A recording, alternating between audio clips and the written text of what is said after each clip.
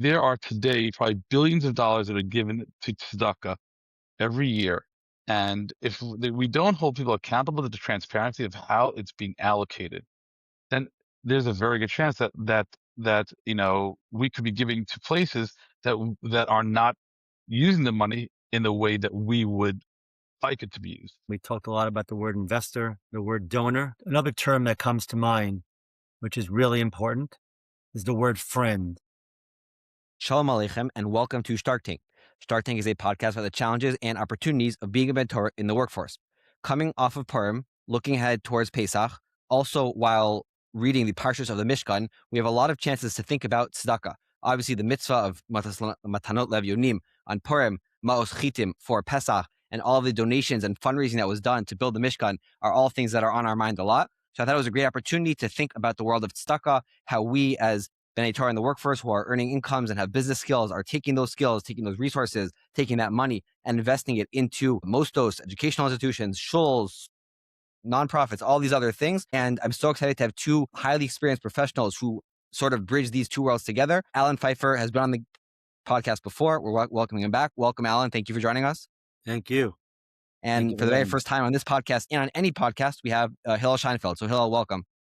Thank you very much. It's great to be here. So I'll let you guys sort of explain a little bit how you guys bridge these two worlds. But I'll just say that Hillel spent most of his career in the business world. In the last 3 years, he was a COO, Chief Operating Officer of Aish. Now he's working on a new venture, which will bridge these two worlds together. So we'll hear a little bit more about that maybe. And Alan is the Managing Director of Kroll. He's also the President of Yeshivat Shalavim. He sits on the board of OU, Cy Sims, and other nonprofits. So a ton of business experience, nonprofit experience in this virtual podcast studio together, and I'm so excited to jump into it. So I was wondering, just to open up, if each of you guys could just spell a little bit about how you think about this bridge in your own personal careers between the for-profit world and the nonprofit world, just as an introduction before we delve into it. Hillel, let's start with you. Thank you so much. So I come from the business side of the world. I've spent less time involved in organizations, although I've always been involved in a lot of community work. But when I think about, the bridge between the business world and the nonprofit world, I came into nonprofit world 3 years ago with a specific goal and with a specific mandate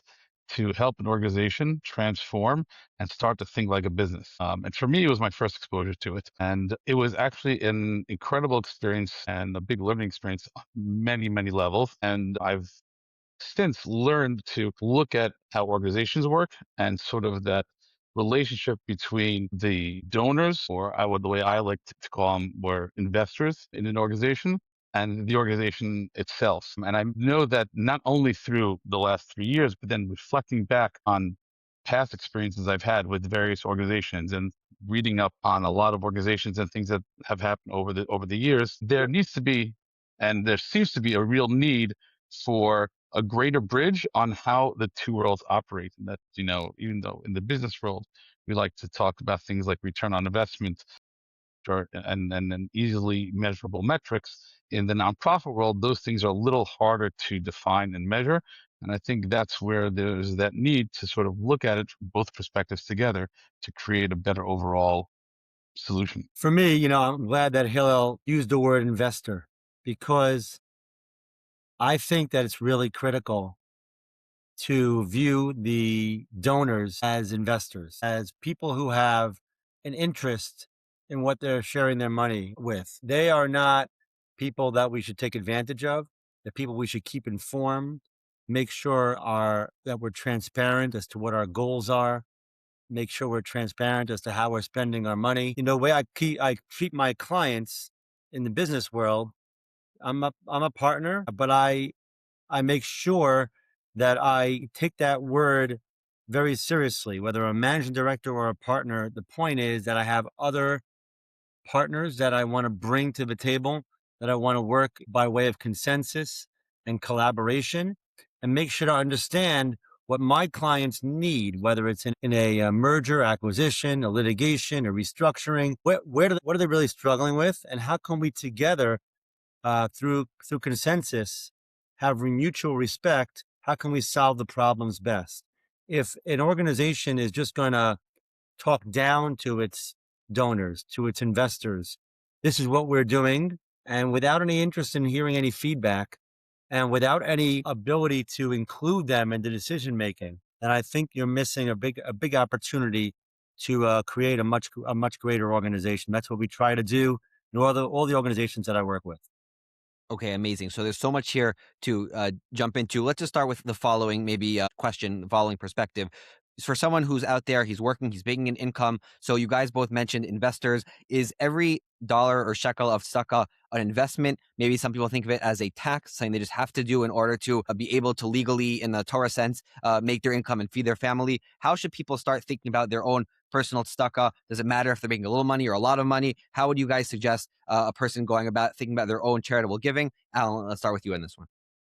I think really critical, without getting into all the divrei Torah that speak to this point, really critical for a person to realize that HaKadosh Baruch Hu gives you the money that you have. You're blessed with whatever you have, and it's not yours. Really, it's HaKadosh Baruch Hu's. HaKadosh Baruch Hu wants you to invest it well. And just like if you were to have a certain amount of money, you'd put a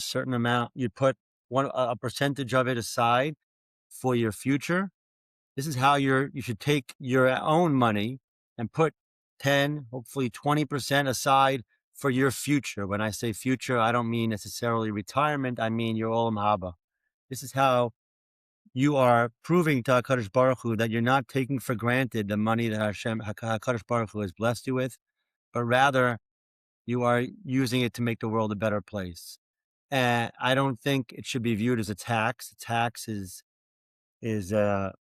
has a negative connotation. I actually booed yesterday during the Megillah for the word mas. I think it's more of a responsibility, and really it's a privilege. Reason why one might view it as a tax is because it's an obligation. Because if you don't take that opportunity seriously, then you're really failing to commit to yourself, to your family, to everyone around you, that you really believe that HaKadosh Baruch Hu is the one who provides it. So you're obligated to do it. Although otherwise, it seems you think it's kochi v'yotzim yadim. It's all about kochi v'yotzim yadim. I did it myself. It's all my money. It's all my money. And by giving it away, you're proving that it's really not. That it's HaKadosh Baruch Hu's money. I agree with everything Alan said. I think that many of the words they use truly resonate when you think about tzedakah. Again, you asked, is it a tax? And I think that it's a responsibility, like Alan said, and I think it needs to be also viewed as an opportunity. If people get who come into the ability to give, there's no greater thing in life than to give to other people. So, and it becomes an opportunity for you to go ahead and do that. And I think that giving is what makes us part of the greater klal, right? I think, giving tzedakah is not, for, my own benefit or for my own kavod, but it's the opportunity for me to be part of the greater Kol Yisrael Arevim Zeh that's there. And there are people who don't have that opportunity because they don't have the money to give. Sometimes they give in other ways. But in other words, when HaKadosh Baruch Hu gives us that opportunity to go ahead and to be part of the greater growth of Am Yisrael. And that means helping, whether it's organizations or individuals, be part of it. I think that responsibility is what tzedakah is all about. I agree with everything Alan said. It is for sure not a tax.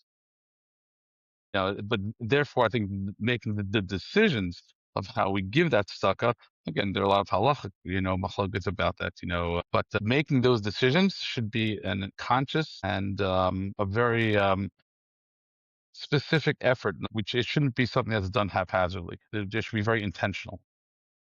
So One I other want thing I actually, wanted to add yes, please. is that as someone who, I'm not a professional fundraiser, I employ fundraisers. As responsible for the organization, I hire executive directors, whether it's to build an organization or to build a shul or to build a yeshiva, or for YU Connects, trying to make sure we have enough shadchanim so that we can build the next generation. Understand it as providing the opportunity for those to give what's not otherwise theirs, but to kind of lend that perspective. We shouldn't feel bad asking people. I learned this from my father. My father has many, many projects that are tzedakah focused, and he's always asking people for money. And some people say, why would you want to be that way? You're like a schnorrer. People want to cross the street when they see you because you're always asking for money. And he always says, I don't care how they view me. I'm just a vehicle. I'm a messenger. I'm a shliach of HaKadosh Baruch Hu to help these people be more successful in their life and to have the right opportunity to give tzedakah.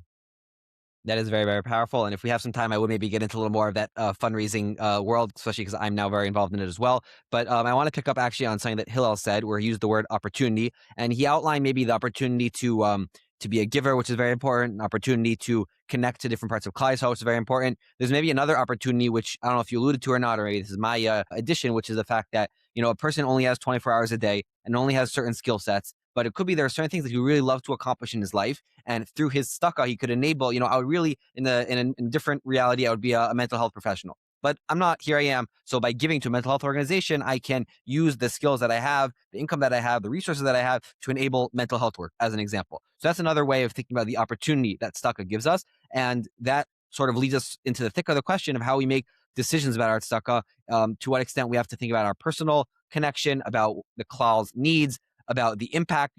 He'll lose this before, ROI, and measuring the impact that your dollars are making when you give them. So how would you go about these decisions? Hill, maybe you'll open us off and give us some sort of big picture guidelines based on your experiences. Sure. Well, let me preface it by saying that, thank God, I've had, opportunities to be involved in other organizations beyond Asia as well.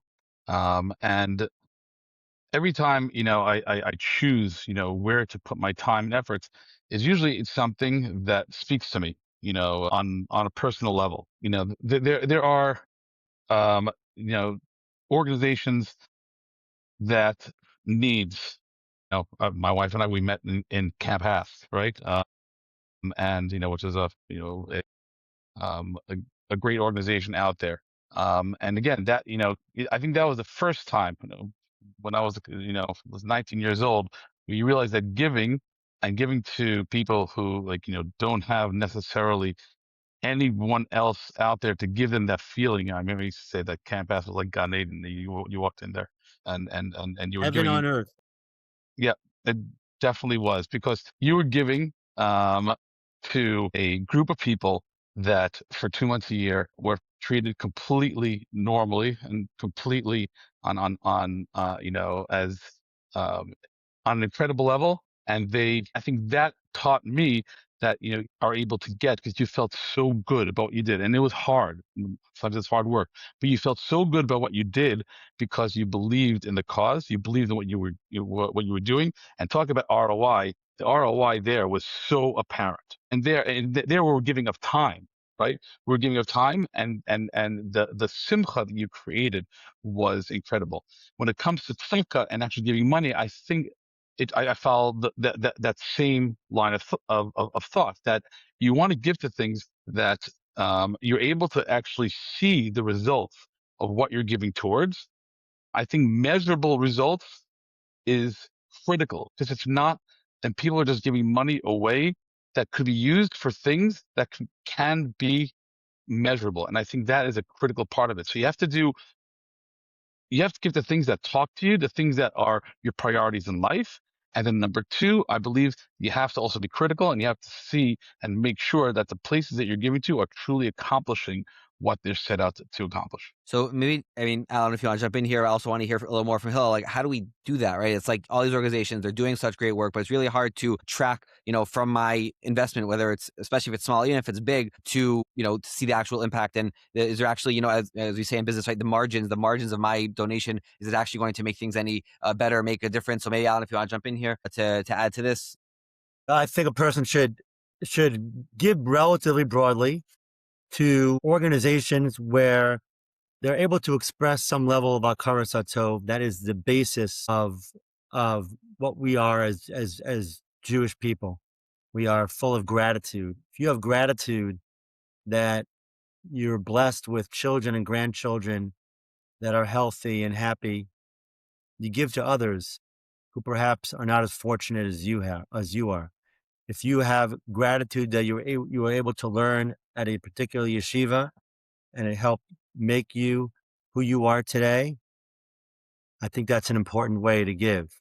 I think if you give to places that are meaningful to you on a personal level, it's even better. If it reflects the values that you have, the hashkafa that you have, what you want your children to grow up seeing, and pick a few organizations. This is what I try to do, and I think a lot of people try to do this or should try to do this, is to pick a few organizations that you're going to give to, but actually also be involved in, not just cutting a check. But if you're giving to a Bikur Cholim organization or an organization that like Hillel mentioned in the U.S., it would be HASC. In Israel, it might be Shalva. Go and actually visit. Spend time at an orphanage. Spend time in a yeshiva. If you're giving to a yeshiva, if you're giving to Shalavim or another yeshiva, go actually learn there. Spend time there. Get involved if you can at the board level. But if you're not involved at the board level, actually making decisions, and certainly go see it in action, because then you'll feel closer to it and you will have a better understanding of your ROI, as you refer to it. I'd say one other thing. When people give, they're often giving, you think they're giving to institutions, but they're also given to people. And you talked about, Yaakov, how you're in the kind of the beginnings in your career of fundraising, but it can't be understated that you need to have a relationship as a fundraiser, as an organization, relationship with your constituents, with your investors. And if you trust the person who's running the organization, who's running the balance sheet, who's making the decisions, you'll feel a lot better about giving to that organization. And that relationship shouldn't just be about, hey, I like you a lot, please give me money. It should be a real relationship where you're getting advice, where you're opening up. Like I mentioned earlier, you're transparent. When I was the president of YNJ, which is the largest yeshiva in Bergen County, New Jersey, we decided, people were asking a lot, how does this work? Are my tuition dollars actually going to pay other people's tuition? Am I spending all my money on scholarship, or am I paying for my own child's education? And they were confused. And what are the scholarship policies? People were asking a lot of questions. So I decided, you know what? We've got nothing to hide. We produce every single year, and every single year since I was president, it's still actually produced every year, an entire book and record. It shows our financials, shows all the money that comes in, all the money that we spend, how much money is spent on tuition versus scholarship, teacher salaries versus overhead, total open book. I think as an organization, if you're transparent, you'll have smarter investors and you'll have more investors. And as an investor, as a donor, I would love to give to an organization that has complete transparency, especially when I ask questions. I want to get answers. So I want to just maybe throw out another question, and I'm not sure you guys have more experience with the broader range of organizations than I do, but like that radical transparency that you described, the way you described it, it was like saying that you instituted and something somewhat unique. What are like the basic standards that are being expected of any nonprofit to receive their sort of basic accreditation and tax-free receipts? And what's the sort of delta between what the normal people are doing, the baseline, and what you instituted? And it seems to be like almost obvious after you say it that like, why wouldn't everyone do what Y&J did under Alan's leadership? It seems to be like the most no-brainer move. So like, what's holding back from people from creating that radical transparency that will allow people to really feel that they know exactly where their money's going? That's a great question. But the unfortunate answer is that going back from the Jewish people in the Midbar after Kriyas Yamsuf, Jewish people like to complain. And if you give them a lot of information, they have more to complain about. So, why tell them anything they don't need to know? But I think that's the wrong approach. I think that you don't have to tell them everybody's salary. You don't have to tell them, how much money you spent on your electric bill. But broadly speaking, giving them a sense of what your goals are and how much it's costing you to get there. If we're building a new base medrash at Shalavim, which we plan to do in the next few years, let's be open and honest. Here's the cost, and here's why we need to fundraise, and here's how much we want to perhaps borrow, and here's why we need it, and here's the way it will serve us in the future. But if you're asking why that doesn't happen, it's because people are afraid. Not afraid because there's fraud, God forbid, but they're afraid of the questions that'll come with more information. I noticed even in the OU, I mentioned I'm a member of the board in the OU. My wife, Miriam, is the head of is a chair of the commission responsible for the NCSY summer program. The OU does a good job lately, also having transparency in how much each program they're launching, how much it's costing, and how much money comes from their kashrus division versus fundraising and so on. I think that's been great for them. My wife, as an example, who I've learned from as well, in running this Mo wrote this song and dance performance for 300 girls are dancing and singing for women only. It's a tremendous thing for the community. So she gets to present, this is how much money we're making. We're charging admission for all the people who are coming to watch a show, but you're giving to a great tzedakah. I think the more you're open with people, the better, but you've got to be careful and ready for the questions that'll come. So I think what Alan did in Y&J is tremendous, and like that kind of transparency is an amazing thing to offer people. I just wonder, Alan, if it's easy to do that in a local school where, everyone is sort of like in the same community where they're giving the kids and the parents and therefore, there's almost a higher demands for that. And I'm asking that, from lack of knowledge and rather than large global or national organizations. But I do think that spirit should be throughout all organizations. There are, by the way, you mentioned salaries. I mean, there are companies out there like GuideStar and others that do track all nonprofit organizations in America. It's a legal requirement because the financials have to be disclosed. I believe the top salaries have to be disclosed as well. So there is a level of forced transparency that does happen within the nonprofit world. But again, those are financial statements and don't necessarily always depict the reality of what's going on the ground. But I think it all starts from the culture from the top. Alan, you were able to do it.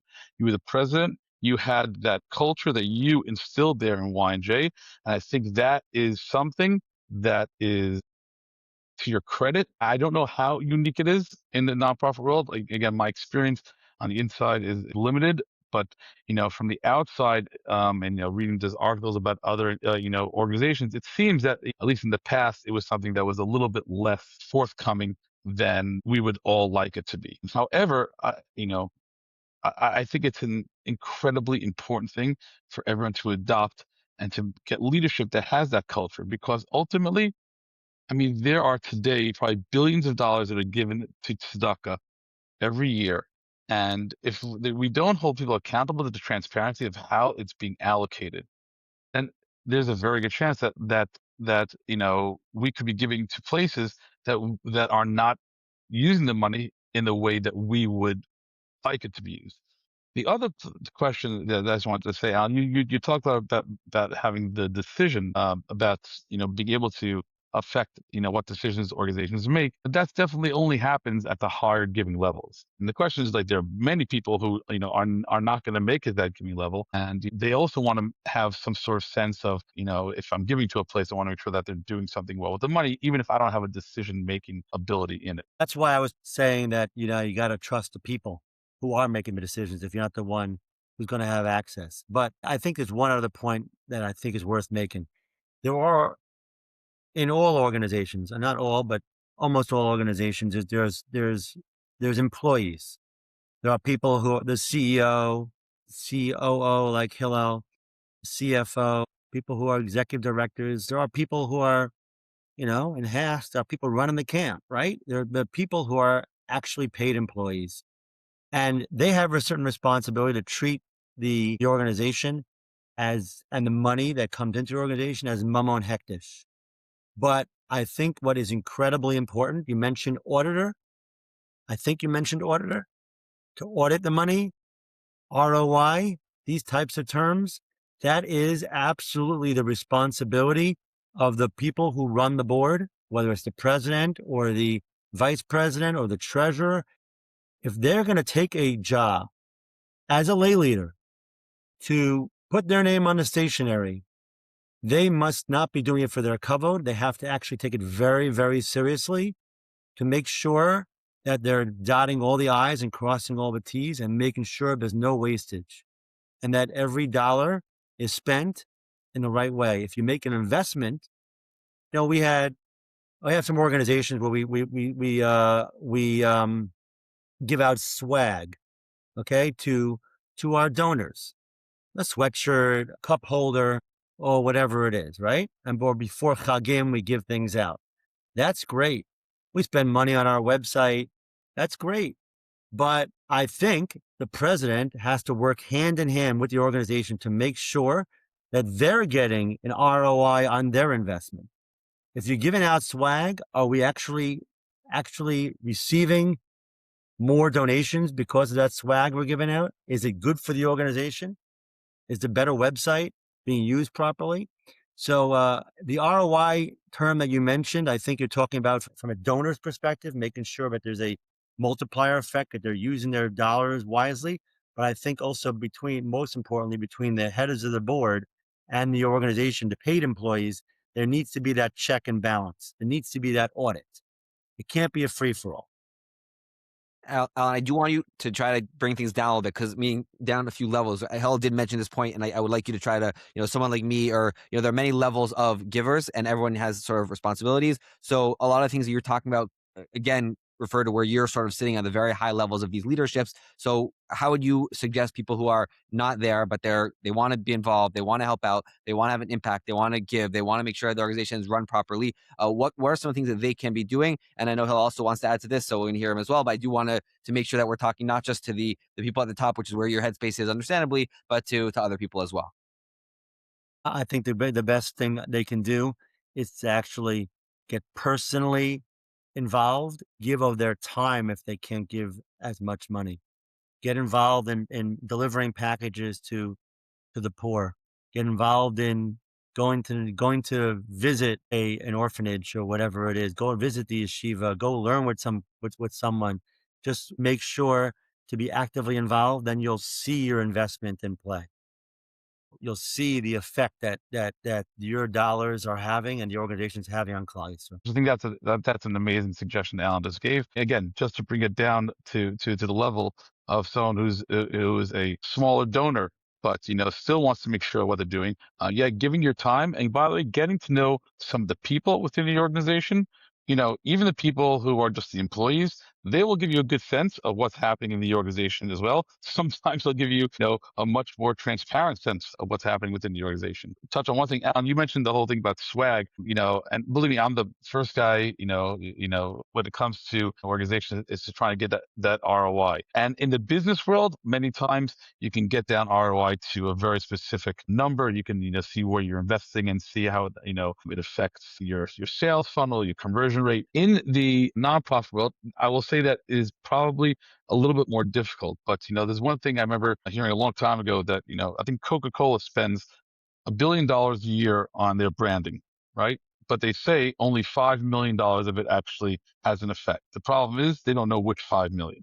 So there is something that we have to sort of realize, that especially in the nonprofit world as well, there is, obviously, and a certain amount that is going to be put in to the branding of the organization, to the marketing of what they're doing. We're not necessarily going to be able to see the effect of every single dollar where it went towards.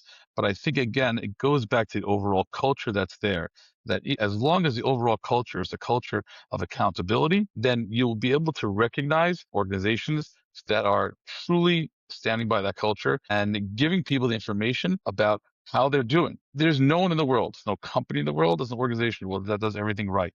And sometimes it means that, showing the things that worked and also showing the things that didn't work. And those are equally important, because we learn from the things that don't work. I have one other point I wanted to make, Yaakov. You asked about the small donor. 2 other suggestions as to what they can do. First of all, small donors, and we see this a lot with crowdfunding campaigns, but small donors could also encourage other small donors to give, and there's a multiplier effect that occurs with that. The second point I would make is something I should have mentioned earlier. I said that Klal Yisrael at times can be viewed as complainers, kvetchers. I think really important, if you're a small donor and you appreciate what the organization is doing, call up those who are very involved in the organization and say thank you. Make a note to send an email or a text to point out the little things that you appreciate. You have no idea how much people are hearing from the loud complainers. And if they heard 10 times that amount from the small donors who are saying positive feedback, it'd be an incredible Kiddush Hashem. So that's something people can do as well. Amazing. Something that I sort of have thought about a lot, the Lubavitcher Rebbe used to speak about the importance of words. You can call it a bet cholim, a place for sick people, or a bet refuah, a place for healing. So when we talk about the world of philanthropy and donors, there are a lot of sort of words and lingo that I think actually matter a lot. So we spoke a bit before about investors. People say, come be our partners, come be a part of our family. There are all these words that come to describe the relationship between organizations and their donors and their lay leaders. Then there's also a lot of words that come with a lot of very heavy kavod involved. Alan spoke about the importance of a lay leader getting to work and not just being there for the kavod, but there's certainly a lot of kavod being showered on different donors in order to encourage them to donate more. So I'm wondering if you guys could reflect on this sort of choices of words that organizations use, which words or which discussions and conversations you like to see from organizations to their donors, which ones you don't like to see. Hillel, maybe let's start with you on this one. Yeah, sure. Look, again, when I first walked into the nonprofit world, the word donor to me was like it's sort of undervalued what we expect from the person that is giving the donation to the organization and the organization's responsibility back towards that person. So, I immediately, said, I call them investors. And to me, that was like the perfect word because it doesn't just symbolize a one-way relationship of someone giving something to the organization, but it actually symbolizes the joint responsibility that, there's somebody who has earned, the money to be able to give and to give a real donation. And therefore, we thank them and give hakaras hatov, and that is amazing. But that the best hakaras hatov that I think an organization can give is actually the responsibility back to the people that are giving and showing them how everything's being used. And therefore, the language that we use around that, I think, needs to be very much respectful of that to the donors itself. I think it also helps when it comes to trying to, even decide who an organization is going to take money from. And again, some people say, well, you take money from whoever's going to give it to you, and in the startup world, it's something called, there's smart money and dumb money, right? And there's value to both, right? But the truth of the matter is that I think it's critically important, especially on the larger donations, to make sure that your donors are mission aligned with who you are and what you represent and what your values are. And when that's there, that is what an investor is. Investors are aligned on the mission and the goals of what's trying to be accomplished. And that language that's built around that, I think, is much more engaging when it comes to people. I would think, again, if I was that level of a person, which I'm not, but, that's what I would be looking for, is that I'm looking to make an investment in an organization because it's aligned with the values that I want to see it accomplish. And therefore, I'm going to be interested in how it's doing. One thing I want to go back and to say is that you mentioned before, like, the smaller donors, especially in, like, crowd sourcing campaigns. So, I'll say when I first joined AISH, and it was an amazing thing. AISH right now is running a cause match campaign. But when I first joined AISH, the amount of people that came over to me and literally thanked me saying AISH touched their lives at different times from, like, all walks of life, it was absolutely amazing, was an incredible feeling. So I want to just reiterate that when you've been touched by an organization, to reach out and give that hakaras hatov to the people that are there, first of all, it's the best kind of advertising you can do for the organization itself. That's like, even if you're giving a small amount on a cause match campaign to thank the organization, there's nothing better than that. And to the people working there, they work so hard to accomplish and have an impact that those thank yous mean a tremendous amount. I agree with that, Hillel. Just two terms you asked about terminology, and we talked a lot about the word investor, the word donor. Another term that comes to mind, which is really important, is the word friend. I've learned this from one of my Rabbeim, Rav Carmel from Meretz Chemda. He always asks me, can I introduce him to a new friend? You're a great friend to Eretz Chemda, is what he says to me. And, I learn with Eretz Chemda. I'm learning right now Choshe Mishpat there. And I consider Rav Carmel a friend, but of course more of a Rebbe. But I think in general, that word speaks to the way we should view those who give to organizations. There's a friendship. It's chaver. The chaver is to connect. It's a partnership. It's a friendship, and it's meaningful, and we care about each other. That's what a friendship is. So that's the first term. As a matter of fact, a lot of the a lot of organizations in Israel have in the U.S. they have an organization called American Friends of Sderot, Eretz Chemda, Shalavim, right? It's American Friends. I love that terminology. Second, another term that I've come to really appreciate, and something we've done also at Shalavim, is we've created a Keter society, and that is for people who are committing to give consistently. I think that organizations have to build a budget, and they need to rely on their donors year in, year out. And the good news is that from an organization's perspective, if you have hundreds of donors who are going to give you a certain amount every year, you know that you can move forward because you have their backing, right? And Keter in Shalavim means $1,000 a year. I'm committing to give that every single year. That's great. It's important. Consistency is so important in our religion, right? And in giving, it's the same thing.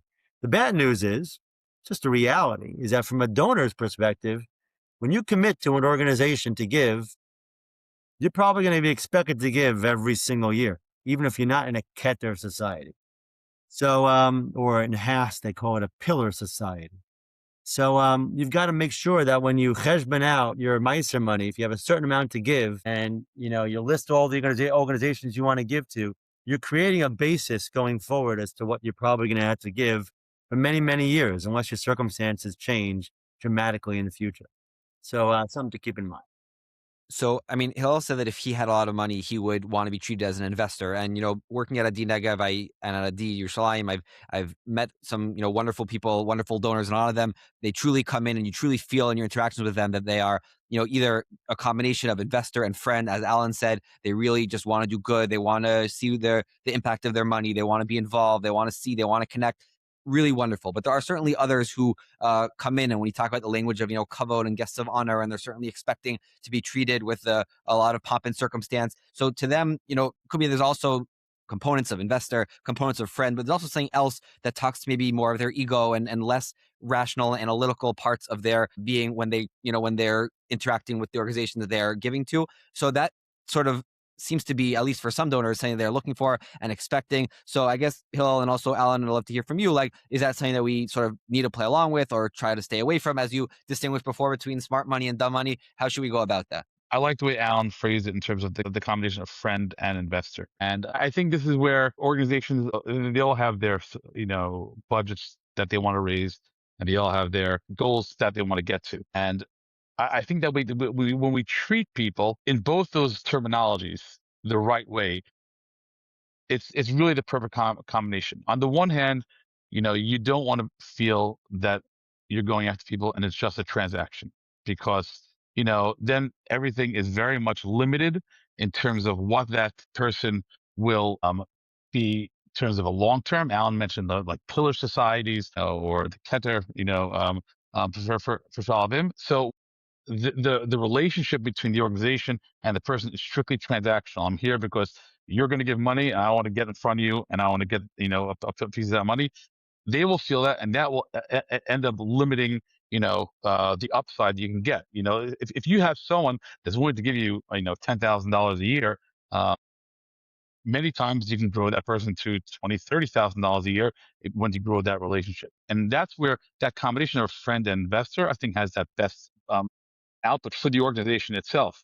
Because if it's just there to go ahead and say, I need to make my budget this year, I need to get this person's donation, the person themselves are going to feel it. And by the way, the culture in the organization will feel it as well, right? But if the organization approaches it as the person's a friend because they buy into our values, they buy into what we want to accomplish, they show up to the events that we have, or the activities that we're doing, and that we create for them. I'm not big in creating special things around certain individuals just because they gave money. I believe that you try to create real, genuine events that they come to, that are the events that the organization is doing. And that is what people want to see. I'll just give an example from Aish. When people come to Aish on Shavuos night, and the old city is like packed full of people, and they walk in and they see people from all walks of life walking through the doors and learning about their Jewish identity.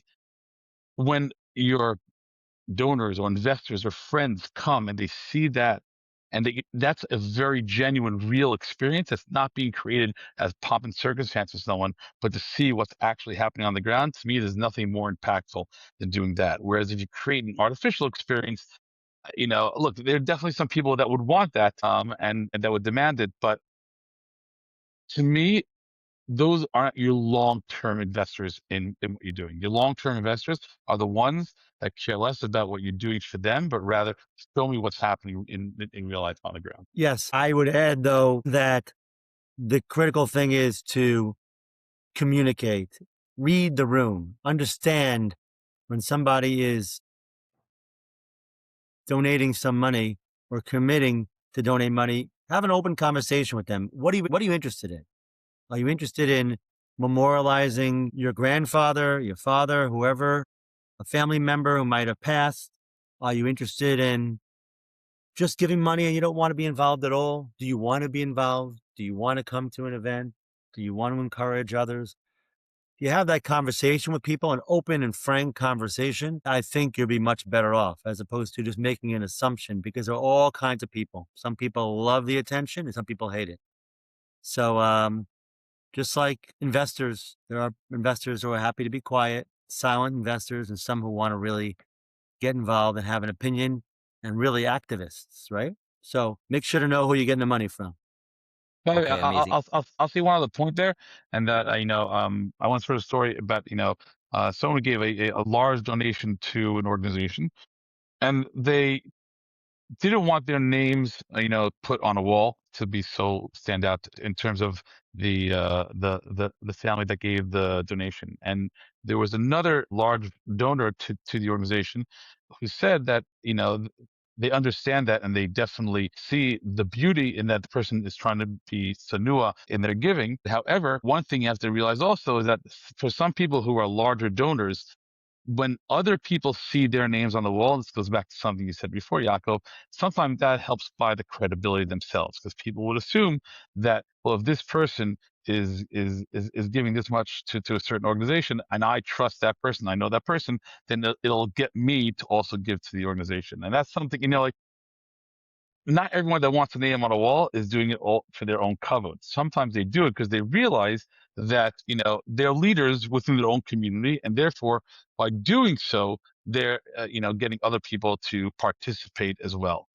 So, like, you have to look at it from both perspectives. Right. I like that a lot. And I believe there is a tshuva the Rashba, which echoes similar sentiments, that there is a concept of publicizing your mitzvahs in order to encourage others to do mitzvahs as well, which is very, very important. So we're nearing the end of our time. I do want to mention that we're recording this on March 4th, and the Iranians have been very kind to leave me and Hillel alone for the last 48 minutes. Alan spends a lot of time in Israel, was currently coming to us live from the Pfeiffer studios in New Jersey. But, we're here in historic times, challenging times. The last 2.5 years have thrown us all for a couple loops and back. So I'm wondering if you guys could reflect upon the world of Tzedakah charity post October 7th, maybe minus the crazy few weeks after the attacks where everyone was scrambling to get whichever gear and socks and helmets and sandwiches and whatever, which is completely insane. But maybe even in the 2 years post those the first few months, how we think about the world of Tzedakah, philanthropy, causes, supporting, using our resources, and how we think about this entire world that we are now living in, 2026 in Adar of Tashin Pei Vav. Hillel, let's start with you, and then we'll go to Alan. Sure. Yaakov, I think when you and I first spoke, I think, it was definitely post October 7th where I suddenly, had a real eye-opening experience about, the world it's stuck on the one hand. And then we saw after October 7th, the tremendous outpouring of so much money, because again, and it goes back to, I think, your first question of why I think people give to stock. That's because a lot of times they want to feel part. They want to feel part of something, right? Am Yisrael was going through an incredibly period at that point, and people wanted to help, the Jewish people in Eretz Yisrael. They wanted to help Am Yisrael. They wanted to help the people that were directly affected. They wanted to help the soldiers that were going in, and there was a tremendous amount of money that was being sent in, and there was this unbelievable Karas Tov, and you know, just the fact that people got up and did it is amazing. The flip side of that, and you know, is that it also highlighted, I think, this idea in my mind of the need for true accountability, because we all know this is not, this, when it comes to Jewish things, whenever there's like an event that goes on in the world, whether it's a massive earthquakes, and there are always like sometimes people that are doing good and trying to collect money for doing good. But whenever there's a lot of money involved in things, sometimes there are people whose intentions are not as wholesome, right? And therefore, the need, what I saw is that the need to have like some sort of real transparency, that when we're giving so much money, and thank God the Jewish people today have the ability to give a tremendous amount of tzedakah to help every Jew in the world. And therefore, with that great power of being able to provide so much in the form of charity and tzedakah, I think it becomes the responsibility of the Jewish people as well to ensure that the money is actually being used properly. Because if it's not, the mistakes that we make are so much greater. And the impact that we can have if there's actually a real way to measure accountability of organizations, to measure accountability where money's going to. And by the way, I think organizations, people who work for organizations, there should be top people working for organizations, making, I have no problem with organizations, people making good salaries. You want good people to run good organizations the same way you want good people to run good businesses. Because when you have people who understand what they're doing, understand accountability, then we will be able to maximize every single dollar that we get from the investors, the donors that are giving it. And that's the responsibility of the organization. It's our achrayus as an organization to make sure that we are maximizing every single dollar that's being given to be in line with the values and the goals that we set forth. And after October 7th, there was a tremendous influx of money, and there was a lot of good that was done. But at the same time, I'm sure, and this is not a knock on any organization, and there was a crazy time, and people were just trying to do as much as they could. But it definitely highlighted the fact that there is that need for accountability, that when we have so much money that's out there, there should be an equal investment in ensuring that the money is going to the right places and is being spent appropriately. I would make, if it's not an aliyah push, it's a push towards an awareness of where our future is. When people invest for their retirement, I mentioned earlier, you're also investing in your olam haba, and that's why you put aside tzedakah. That's one of the reasons why you put aside tzedakah. But I think in this sense, when you're investing in your future, you should be investing in Klal Yisrael's future. And I hope it's been clear to many people for many, many years, for 80 years now, but certainly since October 7th, there should be more clarity that the future of Klal Yisrael is in Eretz Yisrael, is in Israel. And therefore, I think that to the extent that we had a gzera, we had an issue with our enemies surrounding Israel, we have to be doing tshuva, tefillah, and tzedakah, ma'avirin es roa ha'gezera. It doesn't mean to stop giving money to organizations that are doing good and moving it towards only Eretz Yisrael. But what it means is to give more tzedakah.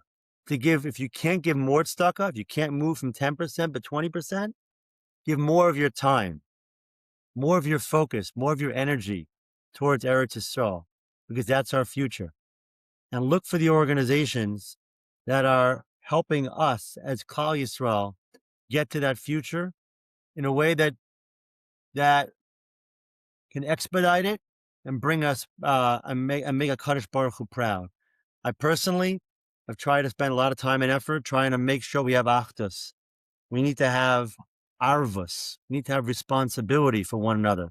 We need to make sure all Jews get along. We need to be nosei ba'ol im chavero. How could somebody sit in the United States and say, I feel so bad for what's going on in Eretz Yisrael. And if you want to really be nosei ba'ol im chavero, you got to do something about it. That means you have to either give your time or give your money to try to make the situation better. And I hope and pray that Klal Yisrael is doing a great job in that department. And I appreciate, Yaakov, you allowing us a few minutes here to expand upon some of these themes, and happy to continue the conversation at another time. All right. I guess we're out of time. There's so much more to talk about here, but we do usually do a lightning round. Alan, we did a lightning round with you once, so we're gonna excuse you from this one. And thank you so much for joining us. Hillel, we're gonna go with 3 short questions and 3 hopefully short answers for you. We're in the winter, although it's getting a little warmer. We still have solid long Friday nights. What do you like to do at that time? Oh, well, I'm feeling big showers know that my favorite thing to do, I do every 6 weeks in my house, is I post a tish on a Friday night, but for the community and for the youth of the community and for the greater community. So we get people from obviously, the community that I live in Scheinfeld, who come. We get from the Hasidim in the area, and going back to Alan's push for Achdus, it is an amazing opportunity for everyone to come together. And all we do is, Devekas Hashem, we sing, we say Divrei Torah, and we drink, and we have some food. But it is just the most amazing thing to do on Friday night. Of course, spending time with the family, but but that would be the trite answer. But the truth of the matter is to open the doors up to the community and to give everyone that sense of coming together on Friday night is the best. Okay, amazing. And when you want to learn Parsha, something to inspire you, something that really connects to you on a very deep level, what sefer are you picking up? I don't know the answer to this question. That's why he's smiling. It's actually it's a sefer called Tal Hermon. It's by Rav Avi Ner, and I would say that it's transformed my life as a Jew ever since moving to Eretz Yisrael. It's very much got me to appreciate the world of Torah Eretz Yisrael versus Torah Chutz La'aretz, and what it truly means to be part of Am Yisrael. And people who are listening to this, who have been in contact with me, know that I buy this sefer just for people who come to my house, people I've worked with in the past. And I always encourage everyone, especially people who live in Eretz Yisrael, and to read it. I still one day maybe want to translate it to English, because I think it'd be tremendous insights on both Parsha and the Chagim in a way that we growing up in Chutz La'aretz never ever thought about Torah this way. Okay, amazing. And I don't know exactly how to ask this question. I normally ask people if they're forced to leave their job, leave all the industries that they've sort of currently involved in, and choose a new venture, something maybe they dreamed of doing as a kid. So I don't know, you're sort of about to do something new. So I don't know if you want to talk about that or something else. If you had a dream that you had to do any sort of job in the world, what would that be? So first of all, I happen to love cooking. So, I always tell my wife I should have been a chef. But in all honesty, I think what I'm about to do, God willing, it should work out, I think is the actual dream that I think HaKadosh Baruch Hu sort of has been helping me set up until this point, which is to take my co-hosts, in terms of understanding the business world, to take my desire to help Am Yisrael. I think as a kid, if I chased money in terms of making decisions about how to earn money a little too much. But I always knew the reason why I wanted to be in the business world was so that I can help provide to Am Yisrael, to have an impact on Am Yisrael. And this next thing that I'm working on right now, which brings a lot of this together, because it is a for-profit company with a social impact and of trying to create an affordable housing model for people who serve this country in a very real way. And in a sustainable way that also brings a return to the investors. And I think that it puts everything together. So God willing, it's in its early stages right now, but in the next couple of weeks, hope to be able to talk about it a lot more. But that would be actually the dream job, which is to create, a for-profit entity that is actually serving the overall klal. And I believe, in going back to Tzedakah, I don't view that as Tzedakah. I do view it as growing, and being participating in the growth of Am Yisrael. But to me, in some ways, it is the highest level of Tzedakah that Amazing. So Hillel, Alan, thank you guys so much for all of you do for Klal Yisrael in the business world, in the nonprofit world, and everything in between. And thank you for this great, great conversation. I think there's maybe a few hours worth of follow-up questions to be asked. We'll have to leave that for another time. Thank you guys so much, and Soros Tovos for everybody. Thank you, Yaakov. Yes.